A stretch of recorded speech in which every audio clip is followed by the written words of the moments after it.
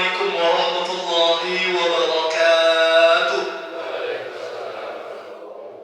Bismillah, mulai ketinggalan dari semangat bapak dari dahar. Sampun nggih. Dereng. Dereng. Niki mungkin senengnya nang daharan mboten. Mboten. Ada mboten? Oh, enten masyaallah.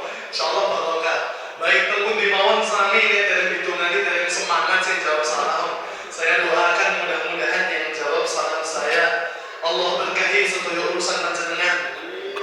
Yang jawab salam dari saya doakan mudah-mudahan yang sepuh hadir, yang muda hadir. Masya Allah. Ini banyak yang sepuh-sepuh masih nem-nem.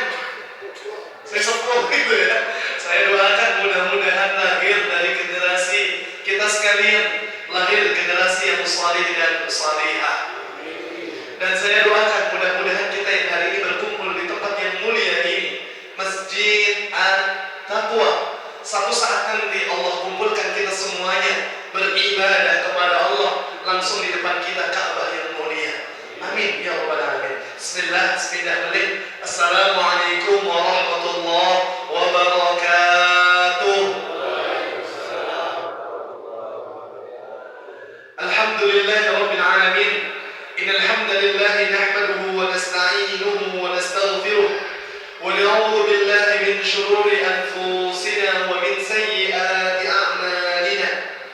May yahdihillahu fala mudilla lahu wa may yudlil fala hadiya lahu.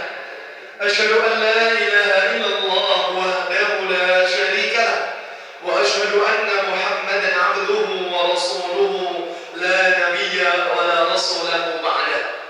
Allahumma salli wa sallim wa barik ala nabiyyina Muhammadin sallallahu alaihi wasallam wa ala alihi wa ashabihi wa dhurriyyatihi wa kulli man ittaba'a al-huda ila yaumiddin. Amma ba'du. Allahumma la ilma lana illa ma 'allamtana innaka antal alimul hakim. Rabbi shrah li sadri wa yassir li amri wahlul 'uqdatam min lisani yafqahu qawli. Itu salah satu doa yang insyaallah kula jenengan sering mireng, sering dengar doa ini tadi. Terus Bapak Ibu, terus saya tanya, doa ini tadi Pak adalah salah satu doa yang dibaca oleh seorang nabi yang kisahnya terbanyak di dalam Al-Qur'an. Namanya Nabi Musa. Mereka bakal mancing yang benar Nabi Musa. Anda boleh buka itu di dalam surah Thaha. Surah apa Bapak Ibu? Thaha. Dan doa ini harus selalu terlantun di lisan kita. Ini doa dibaca Nabi Musa ketika akan berhadapan dengan Fir'aun. Allah Ta'ala menceritakan kisahnya Musa berdoa kepada Allah. Apa doa Musa?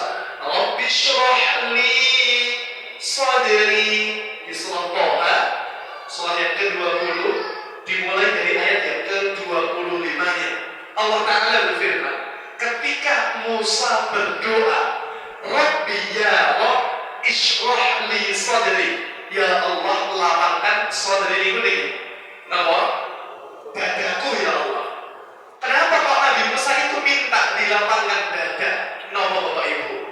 Karena di dalam dada ada yang namanya hati. Wong nek atine resik pasti mandang segala sesuatu resik Bapak Ibu. Kula kangen Ramadan kalau ini kemarin malam Ramadan yang sudah kita lewati. Berkah boten Ramadan itu. Berkah. Sing biasanya masjid boten kebak, kula yakin atap wargi boten kebak. Ramadan berkah boten. Berkah. Kan berkah, Masya Allah. Tapi Ramadan 15 hari kita lewati. Harusnya iman makin dibina, makin besar imannya. Tapi ternyata banyak orang yang sing 15 hari Ramadan dilewati, imannya harusnya nambah. Tapi kalau tanggal sing nambah biasanya sosolate tambah kata mau maju. Imane apa maju sosok-sosokan? Maju sosok-sosokan.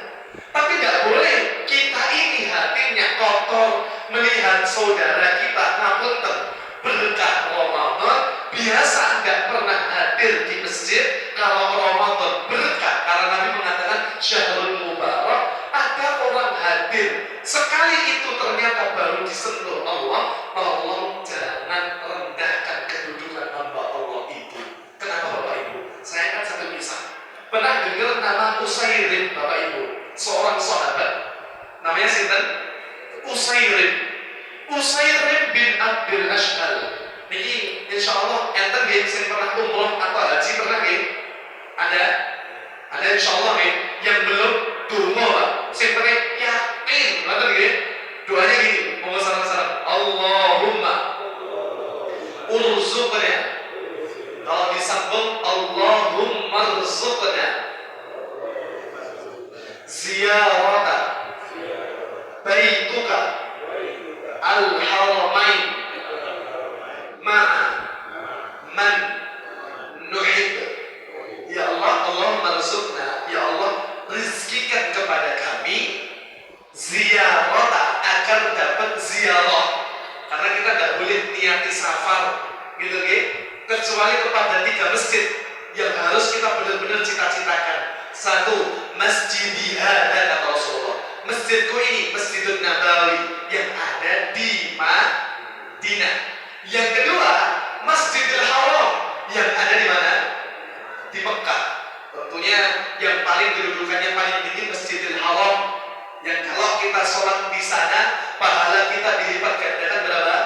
100 kali derajat ribu di sisi Allah Subhanahu wa Ta'ala. Dan yang terakhir namanya masjid yang kita hari ini harus peduli dengan saudara-saudara kita yang hari ini sedang diuji oleh Allah. Di mana? Di Palestina. Apa yang sering kita dengar? Masjidil Aqsa, Baitul Maqdis yang mulia. Maka Bapak Ibu, ini hikmah besar. Kalau kita baca data, ternyata negeri yang paling banyak menghasilkan para hufadzul Quran itu ternyata mana Pak? Palestina. Di tengah sempitnya hidup mereka mencetak kader hufadzul Quran jos. Indonesia sinten sing ditani wong dari kaji belas boten sangaco gitu ya. Masya Allah. Ini betul-betul Pak, saya tanya ini Pak, ini konsep Qur'ani ini. Sugih ini ujian boten? Ujian. Raduin apa-apa? Coba gitu ya. Ganteng ini ujian boten? Ujian. Elek? Coba. Sami bawa gitu ya. Ujian. Allah berfirman, ibu-ibu sami cantik ujian boten Bu? Ujian. Wah elek. Saya kalau dapat satu pelajaran dari guru saya Pak, gitu ya, yang muda-muda kalau belum nikah gitu ya, saya dikasih pelajaran. Kalau terkena nesik Pak, gitu ya. Nek golek bojo rasa sing ayu-ayu, lha apa gitu ya. Nek ayu itu malah mboten istiqomah. Lho kok iso? Ayu niku Pak 30 tahun di Leo juga gitu ya. Tapi nek elek istiqomah. Sahabat nom awake itu Pak. Terus gitu ya. Bapak Ibu enggak ada. Menurut Allah yang jelek tidak ada. Yang ada itu orang yang merasa. Apunten, boleh dibuka di dalam surah Al-Anbiya. Sementara Bapak Ibu, Al-Anbiya surah yang ke-21. Pelan-pelan nih, saya ulangi surah apa mau? Al-Anbiya surah yang ke-21. Terus nih, ayat yang ke-35. Perhatikan konsep Qur'ani banget Bapak Ibu. Allah berfirman, kullu nafsin dha'iqatul maut. Setiap kula jenengan nafs setiap sing duwe jiwa mesti bakal ngrasakne mati. Calon wafat gitu nggih. Calon mayit CM nggih. Jenengan calon mayit. Jenengan sami. Baik, saya doakan mungkin kita semuanya yang ada di tempat ini panjenengan semuanya saged husnul khotimah. Dinten iki mudah. Ya, kapanpun meninggal, tidak masalah. Asal husnul khotimah. Yang jadi soal adalah kita tidak ngerti kapan Allah wafatkan kita. Perhatikan, setelah Allah katakan setiap jiwa bakal mati, perhatikan lafaz setelahnya. Surah apa mau? Al-Anbiya ayat pinten 35. Allah berfirman, "Wa nabluukum," kami sungguh bakal muji kalian, bisyarri wal khairi fitnah, dengan kebaikan dan keburukan sebagai bentuk ujian. Berarti ganteng sepakat boten ujian. Ujian. Elek ujian gitu ya. Sugih ujian. Rambe apa-apa? Ini ujian juga. Makanya hidup di Indonesia yang Allah berikan kedamaian, sholat boten enten sing ngacem nggih. Boten enten. Gitu ya. Ujian kita apa Bapak Ibu? Kalau di Palestina saudara kita di tengah kesempitan hidup dalam beribadah, itu mereka maksimalkan. Kita yang Allah berikan kedamaian, ujian yang mengiringi kita itu apa? Kelalaian. Allah pada ini lebih baik kula jenengan duwe rencang sing menampar tapi ndadekke kula jenengan sadar daripada duwe rencang sing membelai tapi membuat kita lalai. Baik Bapak Ibu, ini ujian kita semuanya. Kadang-kadang tahajud kita lewat, kadang-kadang Quran sehari tidak dibaca kita tidak merasa kita salah. Tolabul ilmi kita diamalkan. Mau kajian dimanapun ada Pak, hari ini Pak, kajian fikih, bahasa Arab, gitu ya, syariah, akidah, tauhid komplit, gitu ya. Masya Allah. Ngaji fikih, saudara kita Nahdiyin yang di mana? Asegaf, komplit Pak. Ngaji bahasa Arab komplit, ngaji tauhid, marwah, gitu ya. Masya Allah komplit. Ngaji apa-apa enten. Tinggal kita ini kadang-kadang lalai dengan kesibukan dunia kita. Makanya Bapak Ibu yang dimuliakan Allah, kalau hati kita ini Pak, perhatikan, tadi saya mengatakan satu kisah sahabat, namanya Utsairin bin Abdul Asyad. Makanya Bapak Ibu, kalau melihat saudara kita, maksudnya sesama Muslim, kok pertama kali ke masjid, hati kita kudu seneng apa susah? Seneng, ngerti sederek ke masjid jadi mana saja. Bentar. Oh, bentar. Jenengan boten panitia akhirat. Baik, perhatikan Utsairin. Bapak Ibu saya doakan semoga kita semuanya Allah izinkan saat umroh maupun haji nanti dipanggil menjadi dhuyufur rahmat, tamu-tamu Allah Subhanahu wa taala. Amin. Ya rabbal alamin. Bapak Ibu, saya pernah umroh gitu ya, berangkat ke sana ke satu Uhud Pak. Mungkin Uhud pernah dengar ya? Baik. Di Bukit Uhud kalau nanti kita diizinkan ke sana akan ada lembaran satu ya, kalau di kita semacam papan nama, namanya 70 syuhada Uhud Pak. 70 syuhada Uhud. Kenapa? Di sana ada 70 sahabat Nabi yang meninggal dunia pada saat perang Uhud. Yang saya ingin angkat satu kisah ini, namanya siapa tadi? Utsairin bin Abdul Asyad. Kalau hati kita bersih seperti itu Nabi Musa tadi, hatinya kalau sudah bersih, dilapangkan. Mana kalau lebih mulia? Saya makan yang lebih tua, saya bilang lebih mulia yang lebih tua. Kenapa? Umurnya lebih panjang dari saya, berarti amal ibadahnya jauh lebih banyak daripada saya yang lebih muda. Paham nggak sih? Kalau saya mandang yang lebih muda, jawaban saya sami. Apa? Lebih mulia yang lebih muda, apalagi adik kecil ini. Kenapa? Belum balik. Saya sudah balik. Balik itu kata para ulama, jenengan bisa buka di dalam kitab paling sederhana, Fikih Dasar Syafi'i, karya Syekh Shalih bin Sumer. Itu punya satu kitab karya beliau rahimahullah, namanya Safinatun Najah. Itu di sana disebutkan 3 ciri orang balik Pak. Kalau sudah balik berarti sudah dicatat saat itu juga ada mukallaf, dosa dan pahalanya akan ngalir terus kepada Allah Subhanahu wa taala. Kata beliau, Alamatul bulugh talat. Alamat orang balik itu ada 3. Yang pintar Bapak Ibu? 3. Yang pertama, nah ini paling penting ini. Kalau jenengan, Bapak Ibu, ini yang disebutkan pertama oleh beliau Sumair gitu ya. Itu dalam kitab Safinatul Najah, beliau menyebutkan ada 3. Yang pertama, tamam khamsa asyrata sanatan. Gitu ya. Sempurna umur seorang manusia 15 tahun untuk min dzakari wal unsa, yang didapatkan dari seorang laki-laki perempuan. Nek dereng enten tanda-tanda balik, ngapunten iki. Kalau laki-laki nopo? Mimpi basah. Gitu ya. Kalau perempuan nopo? Haid misalkan, yang paling umum gitu ya. Kok belum didapati 2 ciri itu? Sepakat ulama 15 tahun dihukumi balik. Paham ya? Yang kedua, kata beliau ciri yang kedua, wal ihtilam. Ihtilam itu apa? Mimpi basah. Min dzakari wal unsa, yang didapatkan fi dzakari wal unsa itu terhadap seorang laki-laki dan perempuan litis insiden. Minimal usianya berapa tahun?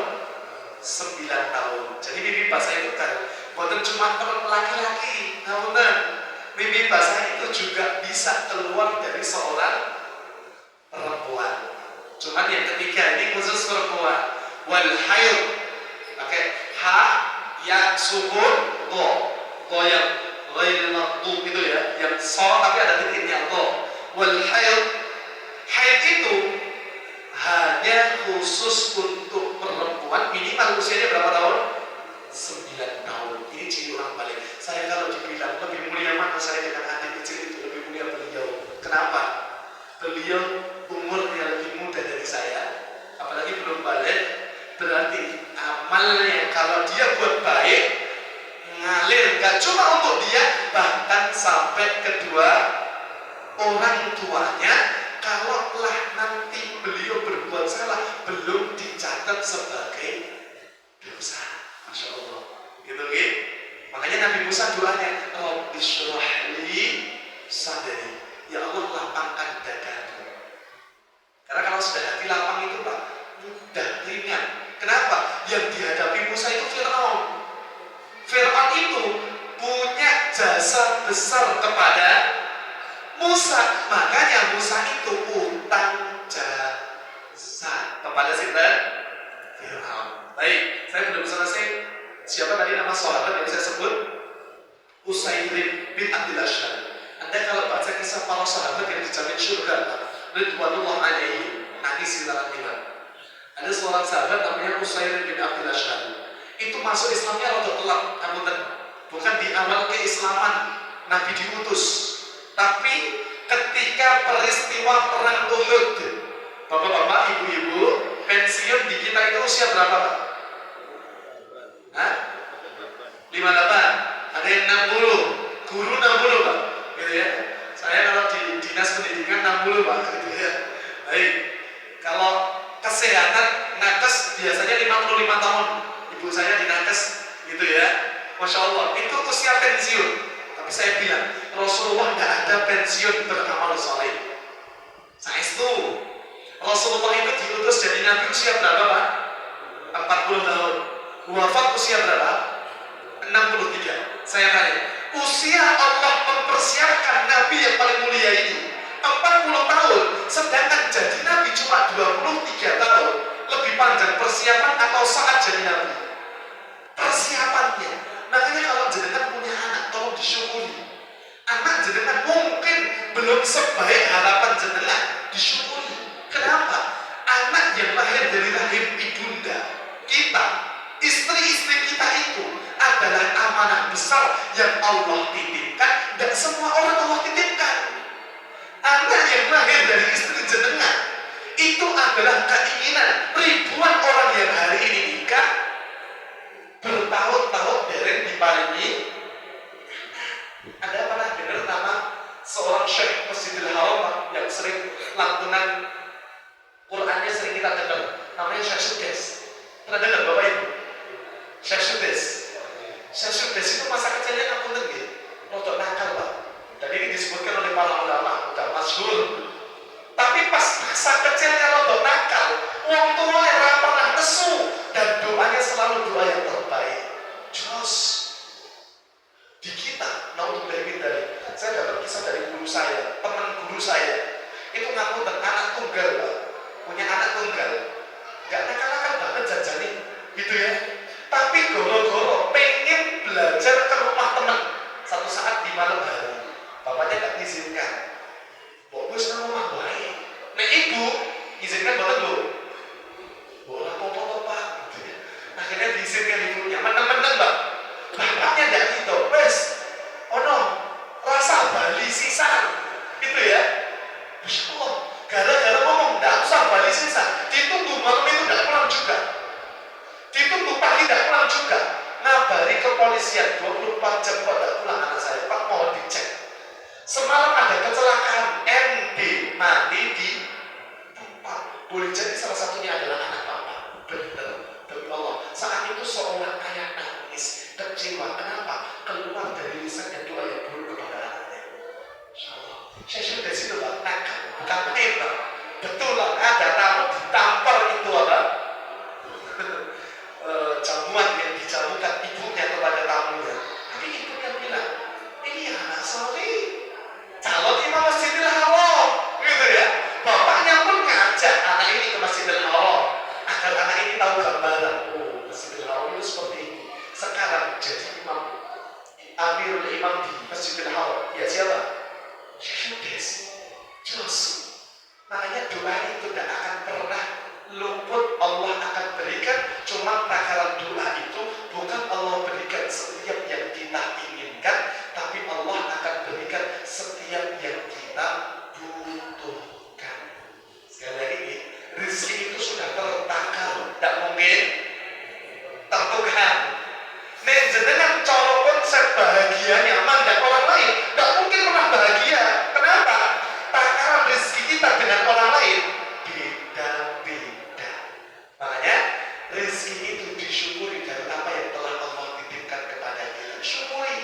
Yang paling susah itu gaya hidup kita, gengsi itu yang paling angel gitu. Gitu ya. Alhamdulillah ini tadi. Makanya saya kembali Bapak Ibu, Usaid bin Abdul Ash'ari, seorang sahabat Ridwanullah radhiyallahu anhu, itu masuk Islamnya di peristiwa Uhud. Nabi itu tidak ada kata pensiun, Pak. Usia 40 beliau baru diangkat. Dakwah teng Mekah itu berapa tahun? 13 tahun. Dizalimi, dilempari apa? Kotoran, gitu ya. Sahabat-sahabat budak itu yang masuk Islam disiksa. Kita kenal ada keluarga Ammar bin Yasir, gitu ya. Yang Sumayyah itu menjadi syuhada pertama ketika ditusuk, mohon maaf, bagian kemaluan tembus bagian apa? Leher, meninggal dunia, syuhada. Kata Rasulullah, isbiru ya ahla Yasir, ya ahla Yasir, sabar wahai keluarga Yasir. Ketahuilah, aku dapat kabar dari Allah bahwa kalian adalah keluarga yang mendahului orang-orang lain menuju surganya Allah dengan gelar syuhada kalian. Jos, gitu ya. Bayangkan Pak, Nabi itu kalau sudah ngomong surga, seolah-olah surga itu sudah dipelupuk mata para sahabat. Kenapa? Nabi itu konsep dakwahnya jos. Nabi itu ngertos Pak Bilal bin Rabah, pernah dengar ya? Seorang budak yang masuk Islam, Allah muliakan kedudukannya karena tidak ada perbudakan dalam Islam. Nabi itu ngerti pas diajak keliling surga dan neraka, kok Nabi itu sudah dengar terompah kakinya Bilal. Ini ciri sahabat itu mana Pak? Oh, Nabi itu kalau saking kenalnya dengan saudaranya, saya tadi kalau jadi imam, saya nggak pas Pak. Imam itu yang paling pas, sahibul bait, gitu ya, sahibul masjid, yang tiap hari ke masjid. Disunnahkan imam salam langsung ngadep jamaah. Kenapa? Ngabsen. Gitu loh. Lihat, jamaah sih biasanya jamaah boten. Gitu loh. Gitu ya. Biar apa? Ukhuwah Islamiyah kita di masjid hadir. Jangan sampai kita di masjid Allahu Akbar bareng keluar surgamu urusan dewe, nerakamu dudu urusanku. Kan beriman. Utsaimin bin Abdul Asyham. Baik, Nabi itu diutus jadi Nabi di Mekah. Tidak pernah beliau mulai perang duluan. Islam itu agama perdamaian, Pak. Tidak ada istilah Islam jajah, tidak ada. Islam itu istilahnya futuhat. Futuhat itu pembebasan, pembukaan. Yang dibuka apa? Cahaya iman. Baru kalau melawan diperangi. Baru kalau menzalimi dihilangkan kezaliman itu. Makanya tidak ada istilah penjajah. Yang ada tawaran untuk masuk Islam. Pas ditawari masuk Islam, kok malah minta perang? Nah, saat itu kaum muslimin syariat jihad ada. Lalu sini ya. Sampai di Mekah itu kan kaum muslimin betul-betul sabar. Jihad belum diizinkan. Baru di Madinah tahun kedua perang Badar pertama itu tahun kedua di Madinah. Berarti Nabi diutus jadi Nabi umur 40. Di Mekah tidak ada perang sama sekali. Sabar terus 13 tahun tambah 2 tahun berarti 15 tahun. 15 tambah 40 berapa tahun? 55. Nabi namanya Ghazwah yang Nabi langsung turun perang, ikut membersamai para sahabat. Usia Nabi saat itu pinter Bapak Ibu 55 tahun. Hei, mau ya Bapak Ibu? Yang ingin saya katakan adalah Nabi itu umurnya sepanjang hidup barokah, Pak. Tidak ada istilah pensiun gitu ya. Pensiun kalau di kita soalnya definisinya rendah banget, ngomong. Nek wis pensiun nunggu cucu ngenteni sedo. Itu bubar, gitu. Tidak ada istilah pensiun dalam beramal soleh. Makin hari usia kita makin lemah, harus makin konsep bekal terbaik yang harus kita bawa. Semakin kuat kita akan bawa kepada Allah. Gitu gitu Bapak Ibu yang dimuliakan Allah. Baik, Utsaimin itu baru masuk Islam pas peristiwa Uhud tahun ketiga Hijriah. Usia Nabi 56 tahun, Pak. Di Uhud itu tiba-tiba Utsaimin berkata, "Ya Rasulullah, kulo Islam dulu atau jihad dulu? Perang dulu." Kira-kira jihad dulu atau Islam dulu, Pak? Jihad dulu? Jihad dulu, Pak? Jihadnya dari Islam, ketoknya bantu Nabi. Tapi buatan Islam sih, betul boten. Boten. Bapak Ibu pernah dengar kenal boten Abu Thalib? Boten, kenalannya terputi. Gitu ya. Tahu, gitu ya. Ya, itu mohon dicek yang bawa HP Surah Al-Qasas. Surah Al-Qasas itu surah yang ke-28 ayat yang ke-56. Ini konsep hidayah. Baik, sekelas Nabi saja tidak bisa ngasih hidayah, Pak. Maka saya ingin bilang, hidayah kalau sudah Allah titipkan, kalau Allah mudahkan kita ke masjid, tolong digenggam erat ini. Tidak sembarangan Allah kasih. Kita semuanya diciptakan Allah fitrah Islam. Tapi karena kata Nabi, fa'abawahu yuhawidanihi, bapaknya Yahudi menjadikan dia Yahudi, au yunassironihi, yang bapaknya Nasrani jadikan anaknya Nasrani, au yumajisanihi, bapaknya Majusi dan dia apa? Majusi. Perhatikan Al-Qasas ayat yang ke-56. Allah berfirman, "Innaka ya Muhammad." Gitu ya. Innaka itu ditujukan kepada Rasulullah. Innaka sesungguhnya engkau Muhammad, kata Allah Subhanahu wa taala, innaka la tahdi man ahbabta. Kamu tidak bisa ngasih hidayah. Maksudnya memaksakan hidayah masuk dalam hati tidak bisa. Kepada bahkan orang yang paling engkau cintai siapa? Abu Thalib. Sudah jamin Rasulullah ngasuh Nabi sejak meninggalnya Abdul Muttalib. Sejak Nabi jadi Nabi itu pun membela siapa? Rasulullah. Tidak kurang. Kita belum pernah bela Rasulullah secara langsung. Abu Thalib bela Rasul, tapi gara-gara tidak Islam lebih surga nomor berapa? Tapi kedudukannya paling rendah hukumannya karena dulu ada Nabi kita yang mulia Sallallahu Alaihi Wasallam. Makanya asal Islam mesti selamat. Makanya Islam itu kan akar katanya selamat. Wong nek Islam mesti selamat. Saya kalau matur Bapak Ibu jangan cukup Islam kok, KTP ini Islam, sholat boten ampun, gitu ya. Nanti dikumbahirin neng neraka, gitu ya. Naudzubillah min dzalik.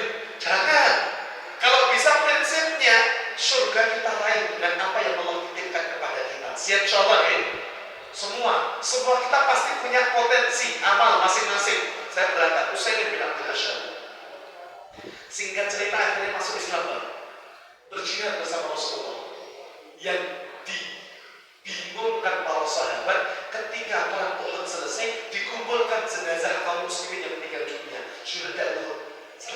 Utsaimin.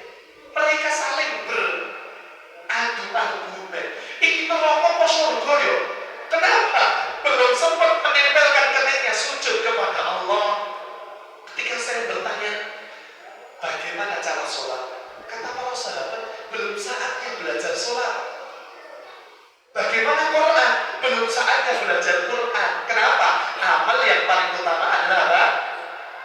Berjihad. Kenapa? Saat itu sedang berjihad bersama Rasulullah SAW. Akhirnya Bapak Ibu, gambarannya gini. Kalau misalkan saya bawa motor, Pak, ban saya bocor, saya lupa bawa uang. Akhirnya kan saya nuntut, jenengan datang bawa uang 100.000. Tapi jenengan sadar, 100.000 niki ajeng jenengan bayar beras, sing pun jenengan pesen. Akhirnya pas datang ke saya, Mas, nopo Mas kok dituntut? Pak bocor, tapi betul-betul arto. Jenengan betul arto, Pak. Jenengan langsung batin, jajane lowo, 100.000 lah gitu ya. Tapi dia tak keke, bayar berasnya kurang. Padahal rumah jenengan deket. Kalau lah jenengan pulang bentar sakit, tapi jenengan sesuai lah masih nuntut bayi, gitu ya. Akhirnya saya nuntut motor saya sampai ke rumah saya. Besoknya pekan depan saya kesini lagi, motor saya nggak bocor. Tiba-tiba jenengan datang ke saya, Mas, ini kan butuh 15.000 bocor. Kulo baru sakit maringi. Saiki nyotak kayak 100.000 sisa. Pertanyaan saya, lebih berharga 15.000 pas saya butuh atau 100.000 pas saya tidak butuh sama sekali? Loro-loro yang foto gitu ya. Secara kebutuhan, kebaikannya jauh lebih bermanfaat 15.000 pada saat saya butuh. Paham begini ya? Makanya Nabi itu pernah ditanya, ya Rasul, ayyul a'mal afdal wa ahabbu ilallah. Ya Rasul, amal apa yang paling afdal? Jawaban Nabi itu beda-beda. Ada 3 jawaban Nabi SAW. Kata beliau jawab birrul walidain, berbakti kepada orang tua. Kata Nabi tempatnya birrul walidain tidak di posisi pertama. Yang kedua kadang-kadang di posisi pertama apa? As-salat fi awal waktiha, salat di awal waktunya. Atau yang ketiga, kadang-kadang Nabi jawab al-jihadu fisabilillah, jihad fisabilillah, amalan yang paling utama. Kenapa kok Nabi jawab jawaban para sahabat dengan jawaban yang berbeda-beda? Karena amal itu sesuai dengan tempatnya amal itu berada, semakin tinggi nilainya. Bapak Ibu ngapunten. Ayo, Senin kali Selasa mulia mana? Mulia putih Pak? Senin. Kenapa? Hah? Enten sunnah puasa. Barakallahu fikum. Ada kelahiran Rasulullah yang mulia, Senin. Selasa kali Rabu, mulia putih. Gitu ya. Rabu hari Kamis. Kamis. Kenapa? Ada syariat ngasih tahu di sana ada amalan sunnah. Nah yang berikutnya, Kamis kali Jumat. Jumat. Kenapa kok Jumat? Syariat yang jari. Jumat itu adalah hari yang mulia. Makanya kita sebagai muslim harus ngerti kapan kita berada, di situ kita beramal sesuai potensi kita. Aku tak bawa Ibu. Kalau saudara kita haji hari ini Pak, yang kemarin 9 Dzulhijjah di sana wukuf di Arafah. Aku tak sekaya apapun manusia kalau sudah pakai pakaian ihram, yang dihalai itu Pak, untuk laki-laki ini 2 pakaian itu, rijak dan izar, sudah 2 pakaian itu aja. Tidak boleh pakai daleman. Lalu Bapak Ibu ya, tidak sah ihramnya kalau sudah niat, gitu ya. Harus cuma 2 helai. Seperti itulah kondisi kita di akhirat nanti. Mau sekaya apapun jabatan ditinggalkan, mau sekaya apapun di dalam prosesi umrah maupun haji, kedudukan ditinggalkan dan dikesampingkan. Mau sekaya apapun baju yang dimiliki, mewah semewah apapun, pakaiannya sama. Di sana tidak ada yang lebih mulia kecuali siapa yang paling bertakwa kepada Allah Subhanahu wa Ta'ala. Seperti itulah kedudukan kita nanti di akhirat. Sekali lagi Bapak Ibu, dunia itu fana. Satu saat akan kita tinggalkan. Maka tugas kita berbekal apa yang kita miliki. Utsaimin Bapak Ibu. Para sahabat berbincang, ya Rasul, dari sempat sholat. Dereng sempet napa baca Quran. Tapi kata Rasulullah, huwa fil jannah, dia di surga. Kenapa? Amalan terbaik dia telah lakukan di hari terbaik. Kapan? Ketika Rasulullah dizalimi, perang Uhud dilaksanakan, saat itu dia membela agama Allah, maka dia ditempatkan di surga Allah. Nah, yang lihat saudara kita kok sholat berjamaah, senang, ampun susah, benar gitu. Ampun, saya pernah dengar loh, saya studio ada jamaah kami lah, perempuan hijrah, suami istri. Istrinya sebelumnya tidak pernah berkerudung, berhijab, karena masih punya satu masyarakat teman dekat yang belum berhijab. Gara-gara pakai hijab itu di depan temannya yang belum berhijab, kata temannya, kemarin dicopot pak besok pak, berbulan-bulan tidak pakai hijab. Coba tanggung jawab si ngomong. Hati-hati lisan kita itu. Kadang-kadang lisan kita bisa menjadi penghalang hidayah saudara-saudara kita. Maka Bapak Ibu, kalau melihat saudara kita kok hijrah, bertobat kepada Allah, kembali kepada Allah, didukung, boleh jadi kedudukan surganya nanti lebih tinggi daripada kita. Malu nanti kita Pak. Itu loh.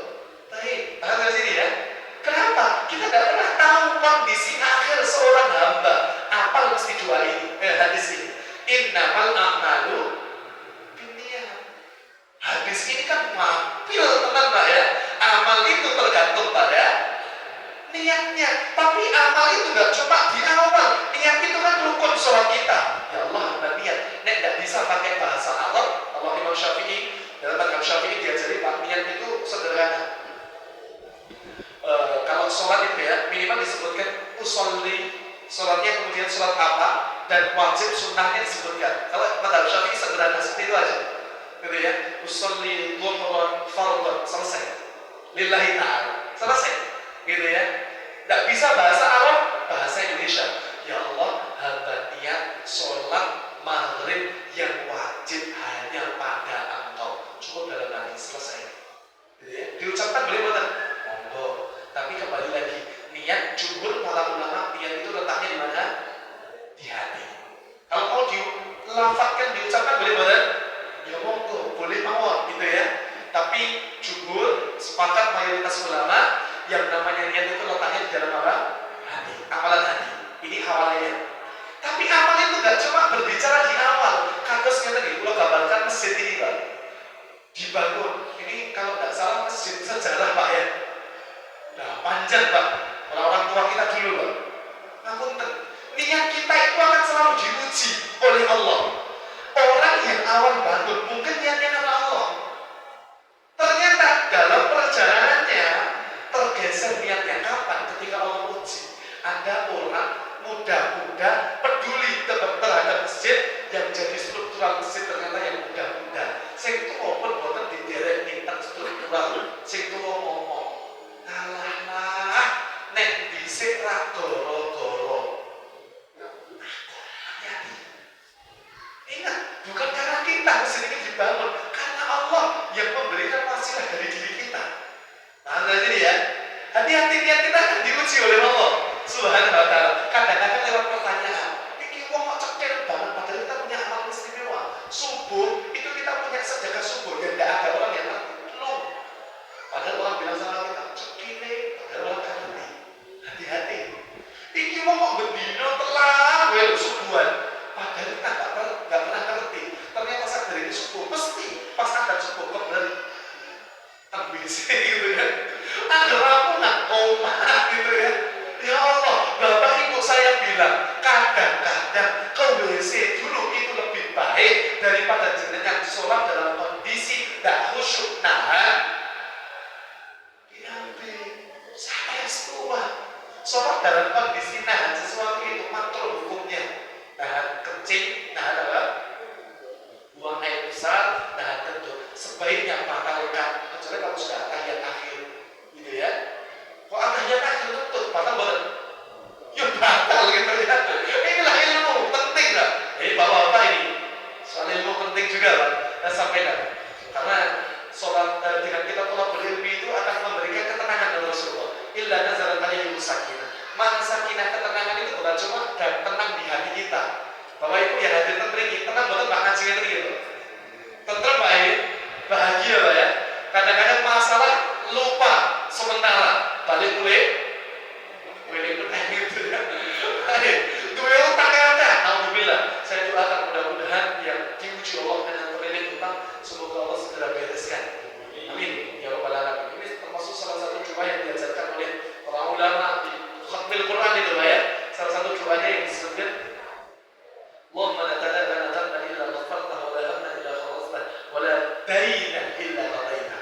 Ya Allah, jangan tinggalkan kami yang berkumpul di majelis yang mulia ini kecuali kalau ada yang datang bawa hutang. Illa wa la dayna illa qadaitah, kecuali Engkau ya Allah izinkan ketika dia bangkit balik ke rumahnya lagi, Engkau berikan solusi terbaik dalam pembayaran hutangnya ya Allah. Itu yang didoakan Nabi SAW dan dia diajar oleh para ulama. Makanya Bapak Ibu yang dimuliakan Allah Subhanahu wa taala, di antara keberkahan tenangnya hati kita adalah tenang dalam beribadah kepada Allah. Kenapa? Sampun azan cepat biar gitu ya. Ampunan gitu ya. Baik Bapak Ibu, saya selesaikan dalam konsep ini. Baik. Akhirnya tenangnya hati kita kalau kita punya ilmu Pak. Cobi. Kejahatan itu sebenarnya muaranya dosa dua hal. Dosa itu karena syahwat, karena syubhat. Dua hal ini aja. Yang namanya dosa itu syahwati dan subhati. Syahwati itu perut bawah perut, keinginan memiliki, keinginan untuk mendapatkan, memperoleh, menguasai. Syahwati, makan, perut buat, perut bawah perut, syahwati. Yang kedua, atas perut, syubhat. Syubhat itu ini, hati dan akal. Maknanya apa? Syubhat itu keraguan-raguan. Jadi ulah tanggal. Baik, Bapak Ibu ulah tanggal. Kurban itu Pak, satu kambing untuk satu orang. Terus ya, satu orang cukup satu keluarga. Ayah, ibu, anak itu satu keluarga cukup satu kurban. Satu kurban minimal satu kambing. Paham ya? Jadi ulah tanggal. Kalau di sekolah misalnya SD atau TK, urunan 10.000, 20.000, 50.000, dan sebagainya lah. Itu baski mendo, pedus, asal boten, asal boten, sah boten, sah boten. Kalau pertanyaan saya, asal boten jangan asal leres. Tapi nek sah boten, boten. Iku jenenge latihan kurban. Kurban itu harus satu kambing, satu orang. Piye caranya saketen dikumpulkan itu uang, dicek and dicek. Saya ora tahu korban kira-kira sapa ya?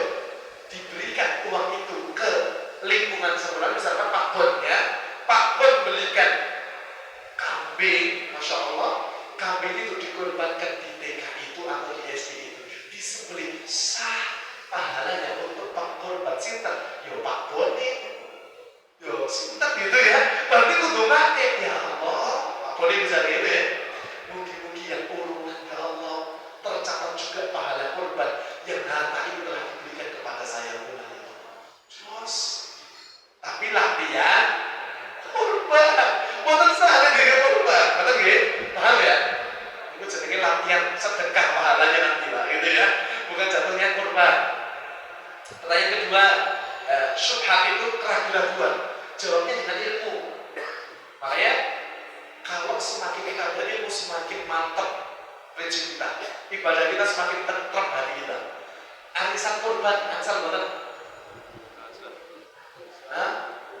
Misalkan 10 orang arisan kurban per tahun, pasti sebagiannya kurban kan dari arisannya. Boleh boten? Tergantung kok. Prinsip arisan itu dua. Yang dapat duluan berarti utang, sing dapat akhir berarti utangi, kan gitu, betul ya? Iya, urunan misalkan arisan kan sangat gitu Pak. 10 orang sebulan sekali 100.000. Di tahun yang pertama yang korban misalkan 2 orang dulu, boleh boten? Boleh. Arisan itu boleh. Yang dapat dulu berarti utang, sing dapat akhir utangi.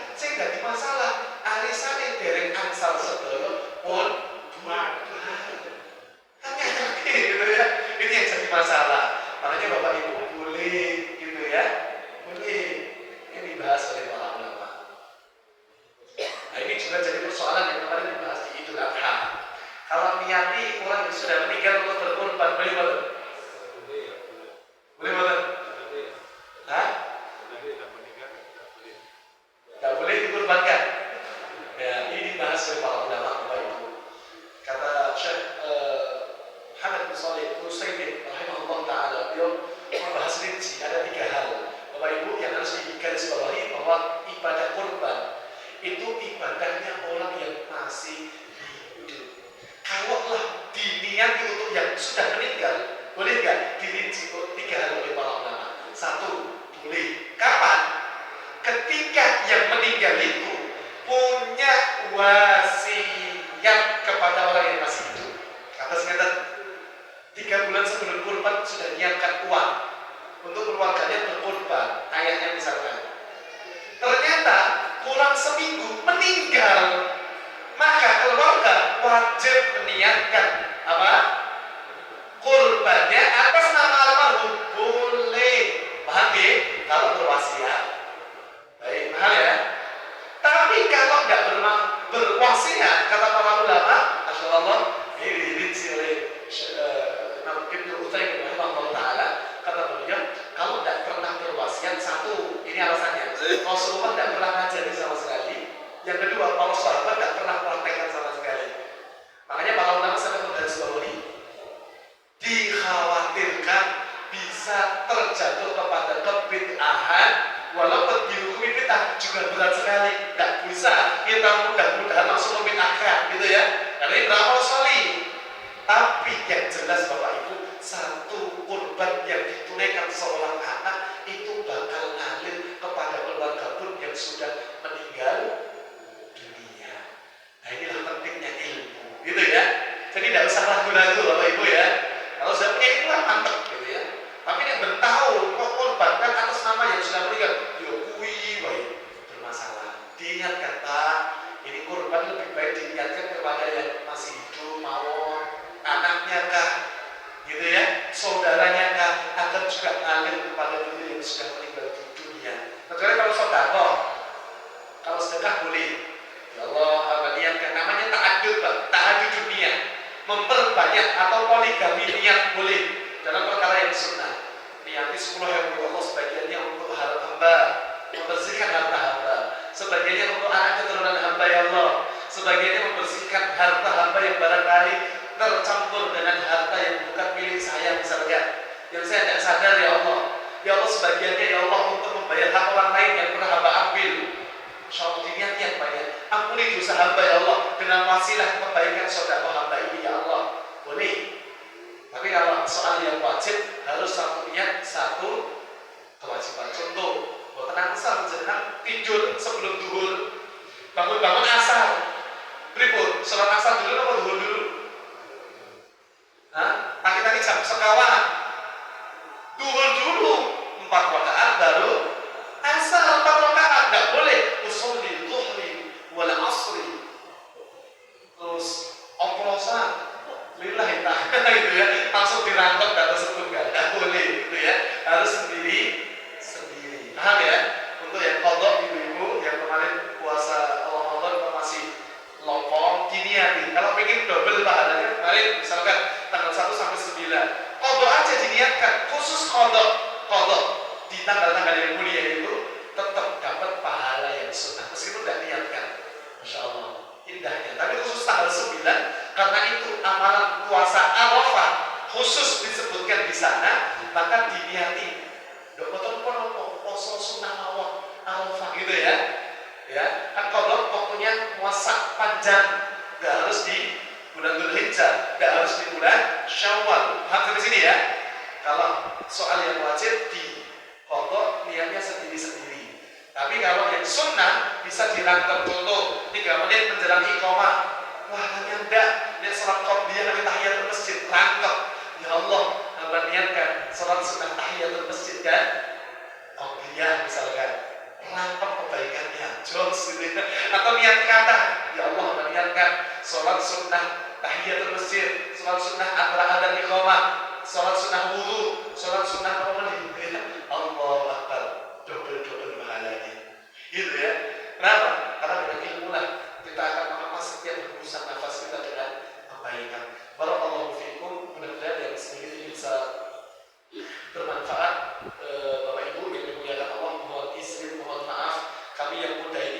bermaksud menggurui Bapak Ibu gitu nih. Kami yang muda duduk lebih tinggi di atas para alim, para ulama, para tokoh-tokoh umat, para sesepuh ini sepuh. Namun ada beliau-beliau yang lebih tua dari saya. Sekali lagi saya duduk di tempat ini nggak bermaksud kami menggurui, cuma kami diberikan amanah untuk menyampaikan sedikit dari apa yang Allah titipkan kepada kami.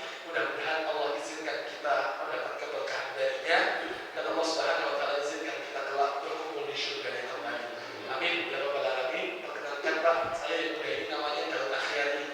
Panggil mawon Mas Daud gitu ya. Tidak usah Ustaz terlalu tinggi, saya misalkan dipanggil nama atau Mas Mawon gitu ya. Gitu ya, kalau Ustaz tidak pantas, lebih pantas ya para ulama kita gitu ya. Harus ngaji terus ditingkatkan Pak, ngaji fikih kita, ngaji akidah kita terus dimanapun ada waktu luang, datangi majelis-majelis ilmu biar Allah berkahi urusan hidup kita. Saya sehari-hari ngajar Pak di SMA Al-Islam, guru gitu ya. Guru itu di sekolah di sini kampus jenengan sami, tidak ada yang lebih mulia gitu ya. Cuma Allah titipkan amanah, mudah-mudahan dari sinilah Allah hantarkan kita ke surga. Maksud jenengan yang ngantuk-ngantuk itu kok boten iki sing ngantuk. Kok boten ngantuk, mau gitu ngantuk. Boten sakit hati gitu ya. Tidak ada yang ngantuk insyaallah. Pun yang ngantuk pun dapat kebaikan yang majelis ilmu yang mulia ini. Tetap dengan alhamdulillah dan kafaratul majelis, karena kafaratul majelis subhanallah wa bihamdika asyhadu an la ilaha illa anta astaghfiruka wa atubu ilaik. Termasuk kafaratul majelis adalah doa yang kita baca memohon ampunan kepada Allah di majelis yang mulia.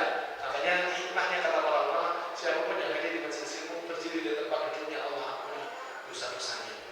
Sekian, assalamualaikum warahmatullahi wabarakatuh.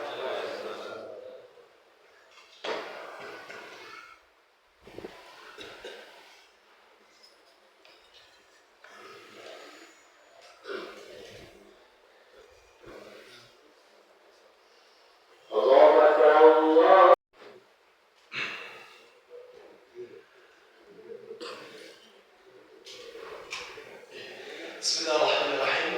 Assalamualaikum warahmatullahi wabarakatuh. Bismillah, boleh ketinggalan dari semangat nopo dari dahar. Sampun nggih. Derek.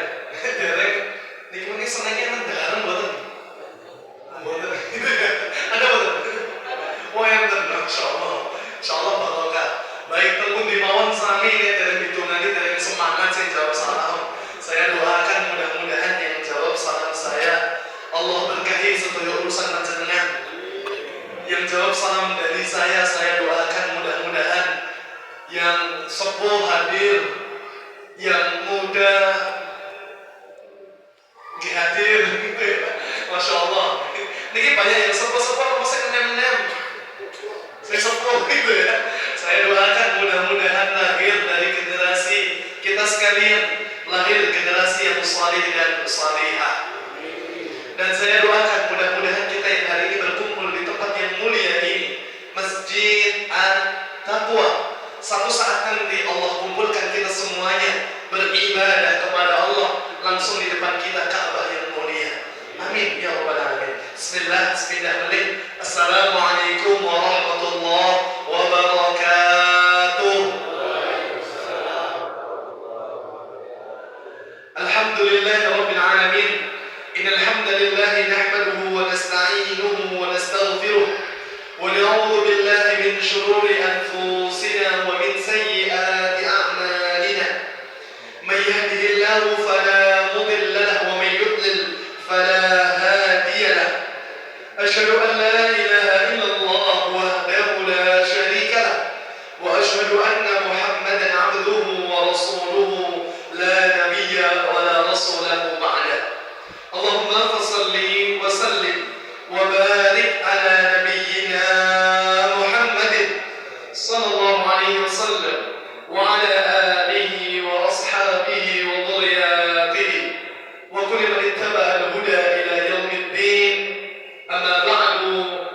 Allahumma la ilma lana illa ma 'allamtana innaka antal alimul hakim.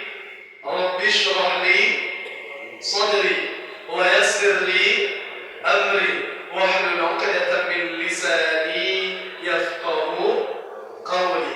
Itu salah satu doa yang insyaallah kula sering dengar doa ini tadi. Terus Bapak Ibu, terus saya tanya, doa ini tadi Pak adalah salah satu doa yang dibaca oleh seorang nabi yang kisahnya terbanyak di dalam Al-Quran. Namanya Nabi Musa. Mereka maklum mancing yang benar Nabi Musa. Anda boleh buka itu di dalam surah Thaha. Surah apa Bapak Ibu? Thaha. Dan doa ini harus selalu terlantun di lisan kita. Ini doa dibaca Nabi Musa ketika akan berhadapan dengan Fir'aun. Allah Ta'ala menceritakan kisahnya Musa berdoa kepada Allah. Apa doa Musa? Rabbi shrah li sadri. Di surah Thaha, surah yang ke-20, dimulai dari ayat yang ke-25-nya.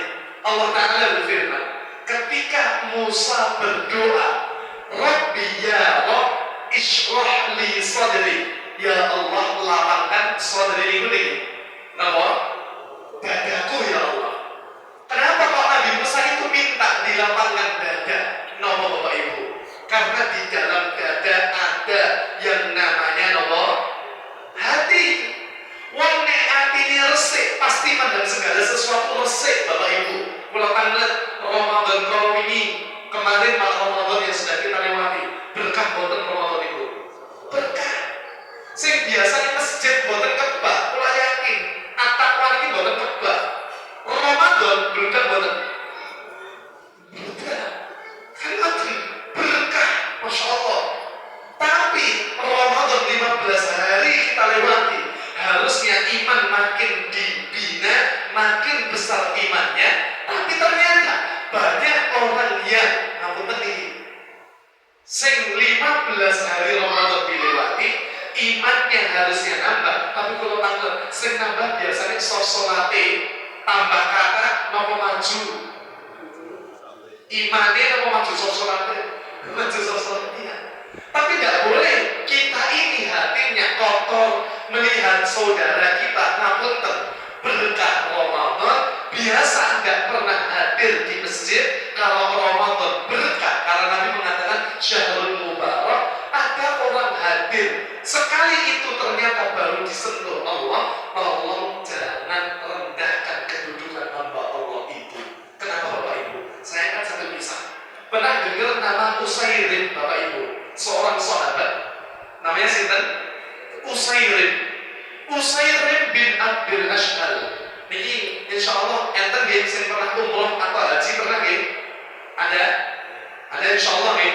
Yang belum donga Pak. Sing pengen yakin ngoten nggih. Doanya gini, monggo sareng-sareng. Allahumma urzuqna.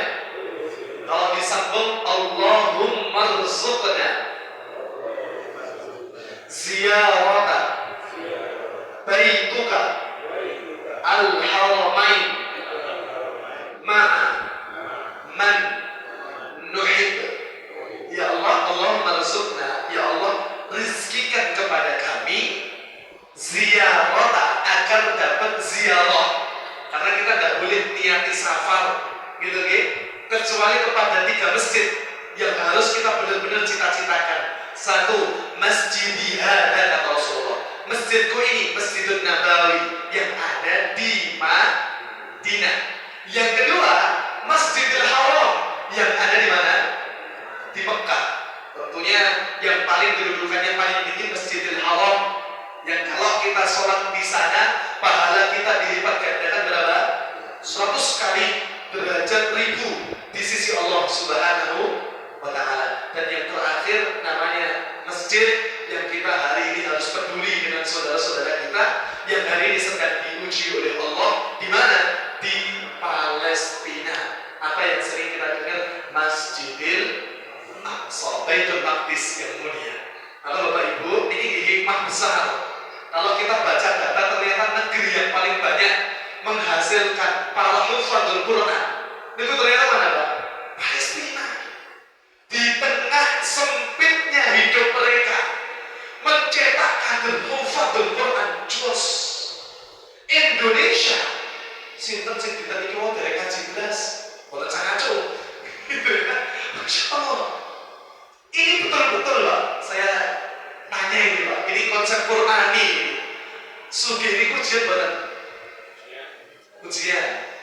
Rabu apa?